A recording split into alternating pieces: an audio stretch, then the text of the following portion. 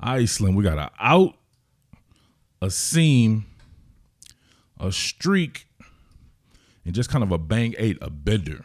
They're just meant to try to find whatever's necessary to get this first down or to complete this in spite of the zone. So a cat like Anthony Richardson's hard to defend because you're going to want to try to play a lot of zone against him so you can have as many eyes on him as possible.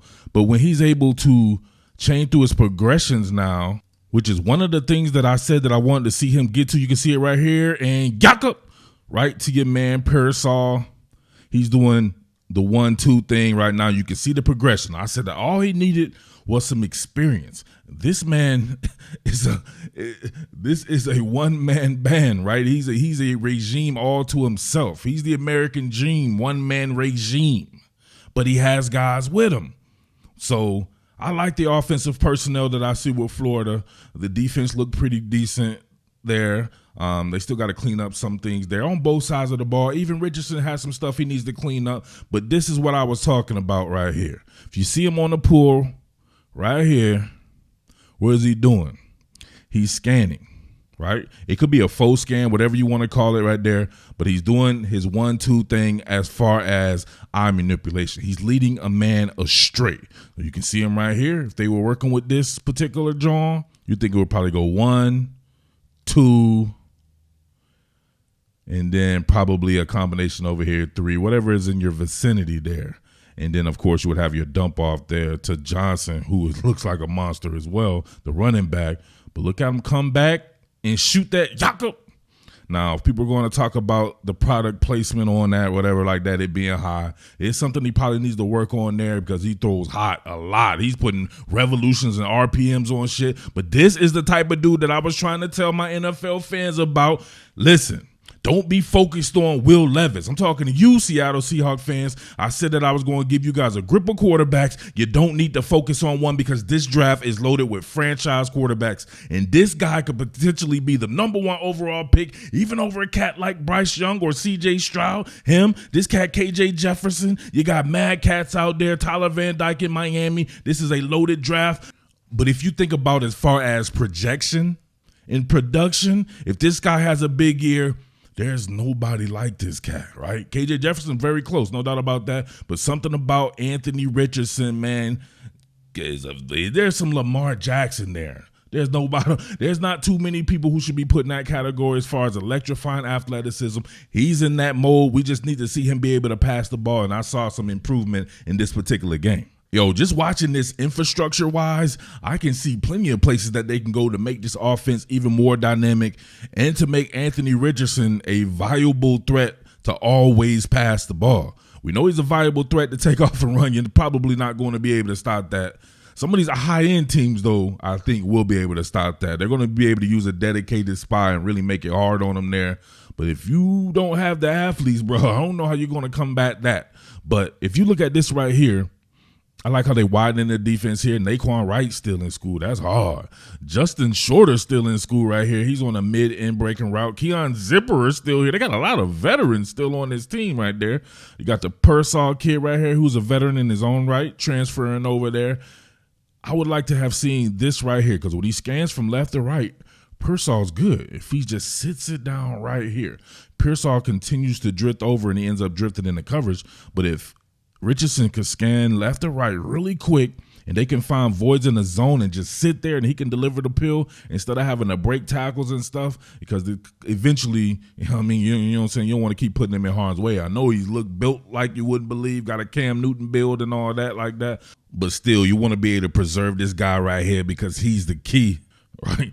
Him alone, right, could end up having one of them Cam Newton type seasons where he elevates an entire program. I think the world of him like that. I think he's that talented. But you also get, I want to say it might be Xavier Henderson coming over here. So you get some mesh concept going in the middle of the field right there. But I want you to look at this. He's working his progressions left to right. 1, 2, 3. Right there, go. You see right there? If Pearsall would have sat there in the zone, he didn't have to take off right here. You can see him working left to right. 1, 2, 3. And then being able to get this right there. But when all else fails, look at him extending the play. You'll get Another form of combat, right, against him, you're going to have guys probably not rushing up the field. They're going to take these wide approaches to try to keep him in the pocket and make sure if he does rush, he has to run through the sanitation where you would have that spy at. Or at least that's how I would play it right there. But you can see him, he's still able to make chicken salad out of chicken shit and get by the edge player, right? Blah-ta-ta. This mama drummer right here fertilizes himself off the man of steel. He's made of steel right there. And then, of course, it's just too easy for him, man, just leaking. And he's sliding, too, which is a great thing right there, learning how to slide. That's tough to deal with, man. That's a tough skill set. With all else failed, he still was able to kind of move the chains. Bit of a levels concept right here. He does a good job of navigating this. I'm really trying to break down the nuances of this guy. I've done plenty of studies on Anthony Richardson, and we'll do plenty of more. Everybody's about to start jumping on the train now because he had a good game in more of a primetime setting. So you're going to see everybody start to talk about this kid that I've been talking about now for a couple of years. But you're going to have your man Xanders right here on a shallow cross. Pearsall coming on a mid-level crosser here. His goal is to make sure the safety does not get involved in this and decapitates Pearsall or something like that. So you will be able to see this man right here.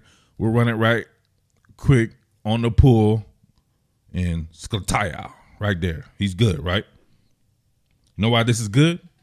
If you're talking about these crosses happening here, you got to be able to navigate it through the second level defender first and foremost, but you're also going to have a third level defender that could get involved in this. So I want you to look at him on the pool right here. You can see him eyeing the safety. What I say, lead a man astray. He's keeping the safety home by continuing to look at him, knowing that he's going to come slightly back to his right, wait for Pearsall to clear the second level, kind of lead him into it there. Now, the product placement on this one, once again, is a little bit high, but he's throwing with some serious revolutions, like I'm saying. I wonder if they actually tell him to back up off that. He's going to be breaking some fingers here pretty soon because you can see right here, man, he's got that perfect motion. There's nothing you can say bad about this dude's motion. A lot of these guys coming out this day and age, and they have some funny style motions, but, man, his is classic. Very classic, great revolutions. Those are great spiral. Sometimes it's just the placement, man, I believe, because he's throwing so hot. But he's able to give it to Pearsall enough time right there, and that's all she wrote. All right, I like this concept right here. Trevor Etienne, another cat that they have, right? They have a lot of good running backs there. They seem to always keep a lot of really good running backs. Nothing super high end, but just a lot of very solid guys. And I always like that about them. You have another levels concept here. And on this one, I originally thought this could be a tag, right? A run tag on the back of a pass call. But it looks like it's a pass play all the way. Because if you see right here, you get pretty much slide protection from the line here. You'll have Zipperer here on a submarine route. You'll have Justin Shorter on a mid-level route. And I want to say Henderson coming from somewhere. I'm not exactly sure where Henderson is, but he'll be in the vicinity and he'll be over top of your man Shorter right there. But if you check it out right here, watch the offensive line. They're pass blocking. That is not run blocking. That is absolute pass blocking. So they're expecting this man to be able to get out. So this is like a new age pistol sprint out. So he's meant to sprint out of this right here. Down goes Zipperer. Right? Zipperer fertilizes himself. Looks like he got his knee hit or something like that. But he's meant to get this dude out on the perimeter. And they did this in the end zone. Suppose the edge player would have stayed home. I wonder what they would have gone to then. It probably would have been just a quick leak out by Zipperer. But if you can see here, right, he could have probably ran for this, but it's a good job to go ahead and get the ball to your playmakers. You can see Henderson right here. He could have probably lofted that over their head and see if he could get a big gainer like that, but it's best to just go ahead and dump it off the Shorter right there, move the chains. I really like that play design. They went to a lot of these nakeds. Here's one right here. Woo, you know I love them builds, baby. Building something would be the approach of, I would say, giving somebody their medicine but in different applications. Now, this is going to be the same exact play, except you won't have a potential dive or inside zone type play right there. This will be an actual bootleg, but you can see the same exact method here. On this one, though, you'll get cross flow action. You'll get the potential submarine out here through motion with Henderson. You'll get Xanders, though. He'll be the actual submarine route here on the first level. So then you still have Shorter here on a reduced split. So he's running that shallow crosser, and then it looks like maybe Henderson was off the camera level, because this time you have Pearsall and he's running a corner route. So there's your levels. 1, 2, 3. And then, of course, you got with that bootleg action going there. Pretty nifty played in pretty much the same exact result. So we get the action right here. And this, obviously, with the build with this will be a potential tap pass. So this has to make somebody stay home. If they don't respect this, though, which you don't see right here, they're in man coverage. Suppose he tapped this off. Henderson is gone because he can fly. But this is a bootleg. So he comes out right here and you get the same exact John, and he goes to Shorter again. Right? Just the build, to move the chains off of a naked bootleg. This dude crashes down again. I think, now that I'm seeing this, they probably meant to create a little bit of friction there. But you can see him being able to read deep to short again, and he takes the mid-level read there. And perfect. All right, so this one right here was just bad. This is something right here. If his predecessor would have did this, you guys would have destroyed him. But man, right here, there's literally nowhere to go with this. He's trying to make a play. There's no doubt about that. You got to respect that. And he's looking downfield, not necessarily looking to run. But you can't make this type of mistake. This was bad. Throwing back across your body and lofting it. He's lucky that this was a linebacker out in coverage, because this was a pick. He just threw it right to Utah. Come on, man. Falling away back across your body with people bearing down on you, and you try to loft this up. Yeah. Into double coverage at that. Overshoot the target. Luckily, it went your way that time. So it's a learning experience. I love this concept right here coming out of the pistol, and you get that back to the basket play action, fake action. What I like about this is you'll see Xavier Henderson right here. He's in orbit motion. He reverses course. This is very much out of like the Steve Sarkisian playbook out of that West Coast offense. He does a lot of this, and a couple of those West Coast guys do it in the NFL as well. But this is his best throw to me. You'll get Pearsall here on a deep curl, and he lets this thing go. I believe he's got clear out routes here as well. He got some RPMs on this one. We see right here the loop around, and you can see the build on this. Back to the basket play action fake, but he's looking downfield. He's looking left to right here, and then he'll still have that swing pass as a dump out there. But check this out. Get depth, rhythm, shoot. Right on the numbers. Right on the numbers. Able to go through his progressions really quick. Nice crossover steps. You know, we got to pay attention to the lower half mechanics, the lower body mechanics. Weight transfer, hitch, step into it. That's what I like to see. Step into it, drive off that back leg here. Not necessarily bringing it down. Actually, we can see this now. Let's see if he's bringing it down and around. It just kind of goes straight back. Straight back, kind of a all-around motion over the top. Yeah, I like that motion. Straight back. All around over the top. Now, listen, I still maintain he's very similar to a Justin Fields. Justin Fields was the darling. People love Justin Fields right here. This dude has that type of talent. He just got to show it. But the throwing mechanics are a lot better to me than Justin Fields, who has a windup. But look at that, right on the numbers. Absolutely perfect. Allows my man to protect the ball by getting in front of it. And he's a natural hands catcher there. Great job. Bro, all kinds of LOL on this one right here. Back to the basket play as a fake. Oh, come on. This is one of those moments right there. If he wins the Heisman this year, we'll be replaying this shit forever. We'll be replaying this shit forever anyway because it's funny as hell. Back to the basket play action fake. You got Naquan Wright right here. He's leaking through.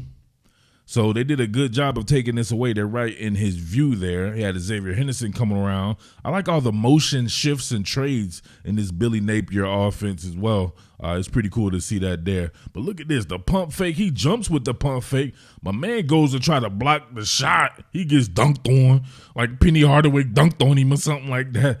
And my man splatterwax right here. Look at this, splataya. He stiffens up right there. He's asleep. I'm talking about weekend at Bernie's sleep right there. His foot all turned out the wrong way and shit like that. It didn't go well for him. He still sleep and stiff. Rigor mortis set in and shit like that. And what happened to my man right here? He went for the pump fake too. Look, he put his hands up to try to block this shot. My man stiffened up. He kept going, but it looked like his hamstring rolled up the back of his ass. Look at this shit. He couldn't even dive. He just kind of just touched the ground because his hamstring rolled all the way up into his buttocks. He put his hands on the ground. That was all she wrote right there. My man with his head still up looking to deliver the pill. I love it. Look at that. Show the numbers. Straighten it up there. Launch, cock, and fire is all she wrote. Telling you, man, that's one of them Lamar Jackson Heisman moment type joints that they'll be replaying there. I don't know, man. I don't know. To tell you, man, a one-man regime with a whole bunch of good players around him there. We shall see how it turns out. But, hey, this dude is box office, like I said a couple of years ago. He's must-see TV, and definitely enjoy watching him and seeing his progress. He still has a long way to go, in my opinion, if you just watch just the passing portion of this. Now, look, I'm able to do a whole drawing right here without even focusing on this dude running, which everybody wants to focus on because that's what all the little people like, right? All the little Maddeners, all you little Madden video game people. But that's not how it gets done in the NFL. You're going to have to be able to pass the ball. And I think he's improving in that manner. And I think by the season's end, if he keeps going the way I think it's going, he could definitely be in the mix for that number 1 overall pick. And that's saying a lot because C.J. Stroud is hard. Bryce Young is hard. K.J. Jefferson, I think he's right there too. I want to see his progression. He could be right there. He's hard. Tyler Van Dyke, Jayden Daniels out there. There's all kinds of folks out there, man. Watch out for your boy Rattler at South Carolina. Of course, Will Levis himself. Tons of good quarterbacks out there, man, but this guy is special, man. He has special talents, I'm telling you. With that being said, strike the band. What more can I say? Top Billin.